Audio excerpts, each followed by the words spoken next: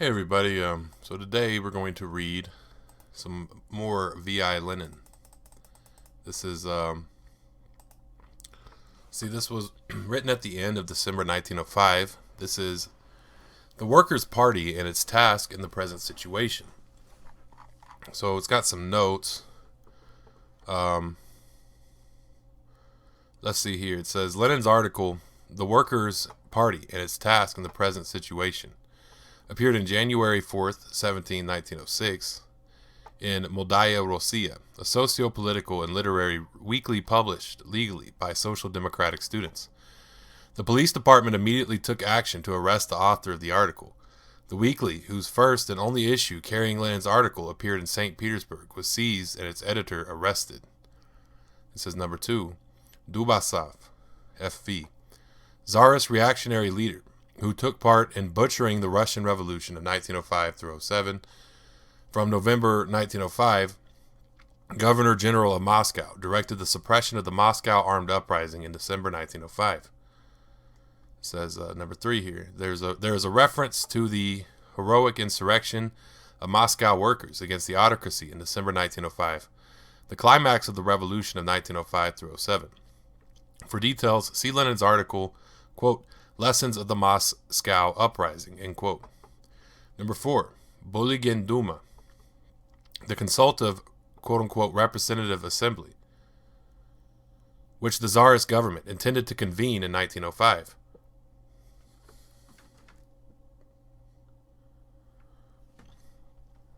The bill for its convocation and the regulations governing the elections were drafted by a commission under Minister of the Interior Bulygin, and published along with the Tsar's manifesto on August 3, 1905. The Bolsheviks proclaimed an active boycott of the Bulygin Duma. The government was unable to convene the Duma, which was ruled out by the revolution.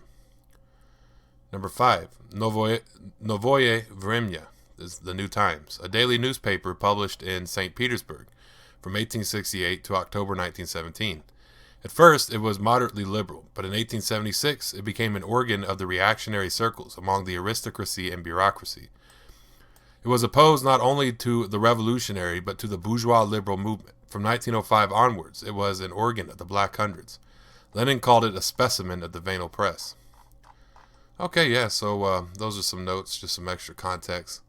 Let's see here.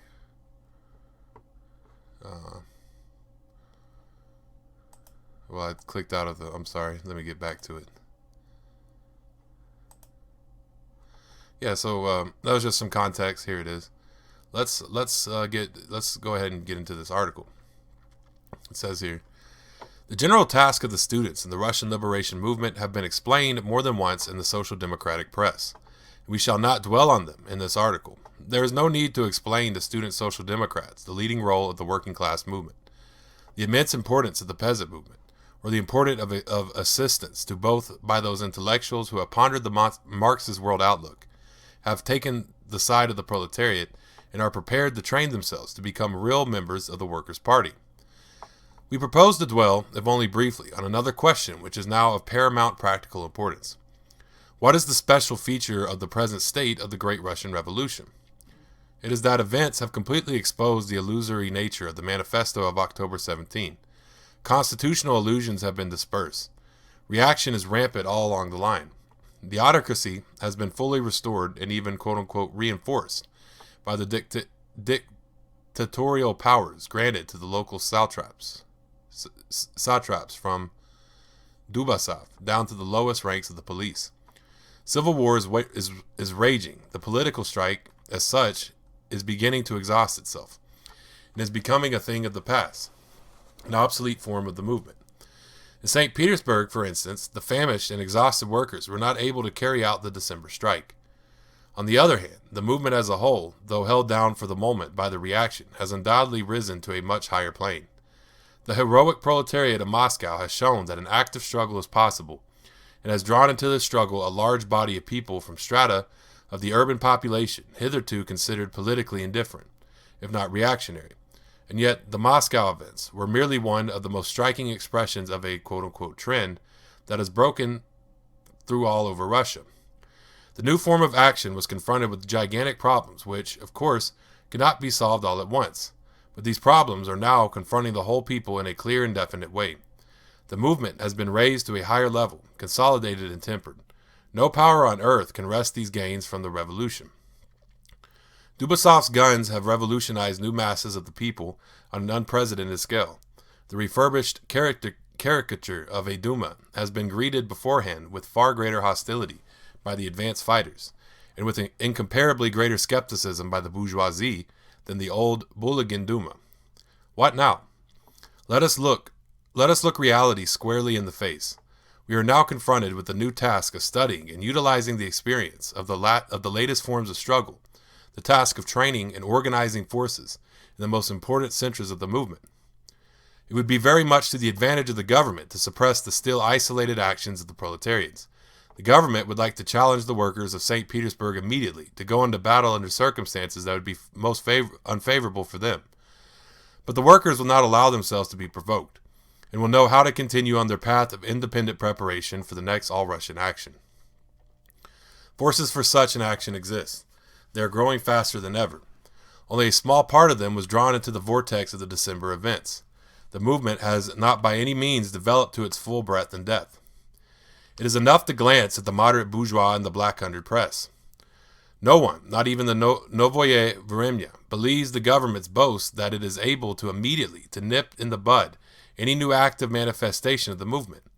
No one doubts that the gigantic mass of combustible material of the peasantry will flare up properly only towards the spring. No one believes that the government sincerely wants to convene the Duma, or that it is able to do so under the old system of repressions, red tape, officialisms, denial of civic rights, and ignorance. It is not excessive optimism on the part of the revolutionaries, extremely dangerous in a question like that of decisive action. It is obvious facts, acknowledged even by opponents of the revolution, which testify that the government gained a quote-unquote victory in Moscow that rendered its position even more desperate than it was prior to October. The peasant uprising is growing. Financial collapse is drawing near. The gold currency is declining. The deficit of 500 million rubles cannot be made good in spite of the readiness of the reactionary bourgeoisie of Europe to come to the aid of the autocracy. All the troops fit to fight against the revolution have been brought into action, and still the pacification of the Caucasus and Siberia drags on. The ferment in the army and navy, which became so marked after October 17th, will certainly not be allayed by recourse to violence against the champions of liberty all over Russia. The return of the war prisoners and of the Manchurian army means an intensification of that ferment. The mobilization of new army units against the internal enemy creates new dangers for the autocracy. The crisis, far from being solved, has, on the contrary, been extended and aggravated by the Moscow quote-unquote victory. Let the Workers' Party clearly realize its task, a wave of constitutional illusions. We must rally the new forces which are siding with the proletariat.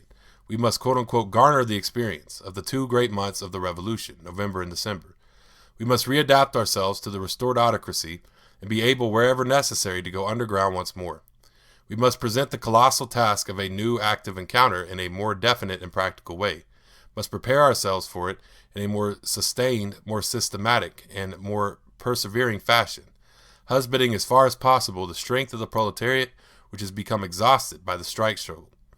Wave follows on wave. After the capital, the provinces, after the outlying regions, the very heart of Russia, after the proletariat, the urban petty bourgeoisie, after the towns, the villages. The effort of the reactionary government to carry out its vast task is bound to fail. Much in the outcome of the first phase of the Great Russian Revolution will depend on our preparation for the spring of 1906. So, that is the Workers' Party and its task in the present situation. This was written at the end of December 1905. So, well, thank y'all for tuning in and listening and reading with me. If you want to follow Marxist Facebook, Twitter, and YouTube, all of these are Marxist. Please, share the video. Thank you for listening. We need to elevate. Theoretical ability among the people who are leading, who are trying to find more and more, of how to lead the proletariat to victory. And the more leaders we have, the greater, the more chance we have of winning. So thank y'all for tuning in. Y'all have a great day, and Dodadagui.